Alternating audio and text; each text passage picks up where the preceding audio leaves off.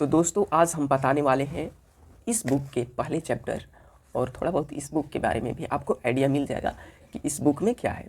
तो इस बुक का नाम है इकिगाई और ये जो शब्द है वो जापानी भाषा से आया है। इसको दो लेखकों ने लिखे हैं मिलकर, अलग अलग नहीं, हेक्टर ग्रासिया और फ्रांसिस मिलेर ने, और ये दोनों के भागीदारी से इसको लिखा गया। तो इसका मतलब क्या होता है इकिगाई का मतलब? तो इकिगाई का मतलब होता है जीवन का उद्देश्य। यहाँ पर जीवन का उद्देश्य किस तात्पर्य में है? तो यहाँ पर सार्थक, सक्रिय और व्यस्त जीवन शैली से इसका तात्पर्य है इकिगाई का। अलग अलग भाषाओं में अलग अलग भी अर्थ हो पाए जाते हैं इसके, पर जापानी भाषा में जो मुख्य अर्थ है यही है इसका। तो इकिगाई जो पहला चैप्टर, ये तो रहा बुक के बारे में। पहला चैप्टर क्या बताता है? पहला चैप्टर का नाम ही है इकिगाई इस बुक का। तो इसके पहले चैप्टर में बात किया गया है लंबी उम्र के राज के बारे में। वहाँ पर एक जगह है जापान में, ओकिनावा करके एक जगह है। तो वहाँ पर जो लोगों की आयु होती है काफ़ी ज़्यादा होती है, लगभग सेंचुरी पार सबका हो जाता है। 100 तक सभी लगभग पहुँच जाते हैं ओकिनावा में, जो कि जापान में है। तो वहीं पर अपना ये रिसर्च और प्रयोग और शोधन करके वो दोनों लेखक इस किताब को लिखे हैं। कहाँ पर? तो ओकिनावा में ही। वहीं के लोगों पर बात करके, जांच करके, अपना प्रयोग करके लिखे। तो वही इस पहले चैप्टर में ही बताया गया है कि लंबी उम्र के पीछे का राज क्या है, और दो चीज़ों पर मेनली फोकस किया गया है इस चैप्टर में। तो पहला चीज़ है भोजन और दूसरा चीज़ है हमारा मन से यहाँ तात्पर्य है मोइया का। तो मोइया क्या होता है? मोइया का मतलब होता है कि एक उद्देश्य से जुटे लोगों का समूह। तो ये कहेंगे ये कैसे हमारी लंबी जीवन देने में मदद करता है भाई। देखिए, हमारे जीवन का लंबा होने में जो बाधक फैक्टर है उसमें से एक आता है तनाव। तब कहेंगे कि तनाव कैसे? तो देखिए, तनाव को ये लोग कैसे कम करते हैं? तो उसके लिए मोइया का फॉलो करते हैं। मोइया के लिए वो एक समूह बनाते हैं जो एक ही उद्देश्य से सारे लोग जुटे रहते हैं। तो उसमें क्या होता है, सब लोग एक तरह का दोस्त बन जाते हैं, उसमें दोस्ताना बर्ताव आने लगता है। तो उससे क्या होता है, वे एक दूसरे की मदद करने लगते हैं। अब मदद करेंगे तो भाई लोगों की आर्थिक समस्याओं के बारे में ज़्यादा सोचना नहीं पड़ेगा।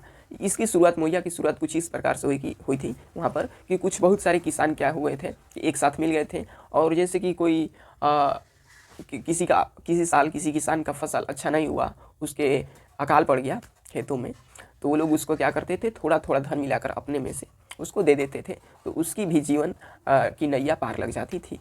तो इस प्रकार से वे लोग तनाव रहित कम रहने लगे, ताकि मदद मिल जाता था लोगों से मोइया के तहत। तो उनका जीवन का जो दर था वो थोड़ा बढ़ने लगा। तो ये भी एक राज था उन लोगों में, जो कि उनको एक लंबा जीवन प्रदान करता है। तो अब आते हैं भोजन पर। वो भोजन का क्या तरीका अपनाते हैं जो हैं ओकिनावा के लोग। तो लोग भोजन के लिए 80% का रूल फॉलो करते हैं। भाई 80%, यहाँ परीक्षा वरीक्षा नहीं हो रहा है। देखिए, 80% का यहाँ पर तात्पर्य है खाना खाने के तरीके से।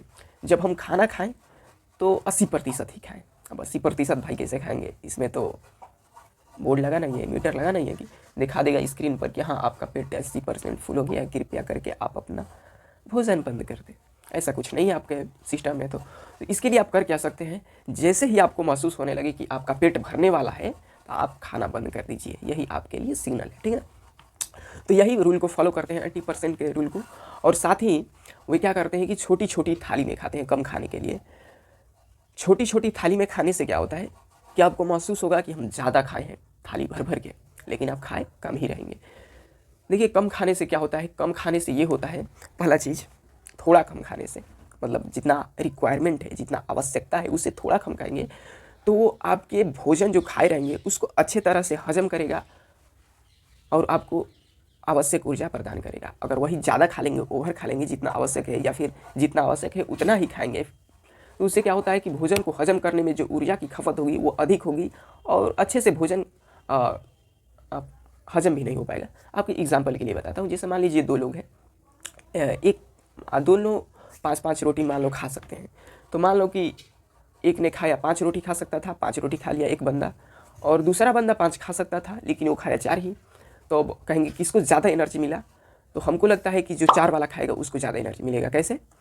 तो देखिए, जो 4 वाला खाएगा उसको क्या होगा, तो वो तो थोड़ा कम ही खाएगा, तो उसका हजम हो जाएगा, सारा का सारा रोटी अच्छे से हजम कर लेगा, तो उसको पूरे 4 रोटी का एनर्जी मिल जाएगा। और जो 4 रोटी को पचाने में एनर्जी लगा वो थोड़ा कम ही लगेगा, तो टोटल एनर्जी जो मिलेगा उसको, जो 4 रोटी खाएगा वो पूरा उसको 4 रोटी का मिल जाएगा।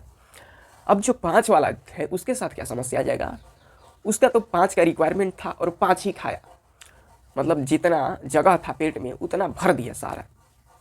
तो अब क्या होगा, पेट को हजम करने में थोड़ा सा दिक्कत होगा, और थोड़ा सा दिक्कत होगा तो मतलब ज़्यादा वो एनर्जी लेगा, उसको पचाने में ज़्यादा ऊर्जा की खपत होगी उस 5 रोटी को पचाने में। और साथ ही साथ वे 5 में से 5 रोटी थोड़ा थोड़ा कम ही पचेगी। तो इस प्रकार देखा जाए तो 5 रोटी जो खाए उसको कम ही एनर्जी मिला, और जो 4 रोटी खाया उसको ज़्यादा एनर्जी मिलेगा। तो इस तरीके के कुछ तरकीबों को अपना करके 80% रूल हो या फिर थोड़ा कम खाने का रूल हो। और वहाँ के लोगों के बारे में एक और ये भी एविडेंस है कि और देशों के लोग लगभग 2400, 2500, 2600 कैलोरी लेते हैं प्रतिदिन, जबकि ओकिनावा के लोग लगभग 1800 से 1900 कैलोरी ही लेते हैं, मतलब 500-600 कैलोरी प्रतिदिन कम ही लेते हैं। तो ये तो काफ़ी अच्छा है, थोड़ा कम खाएं और अपने जीवन को बढ़ाएं।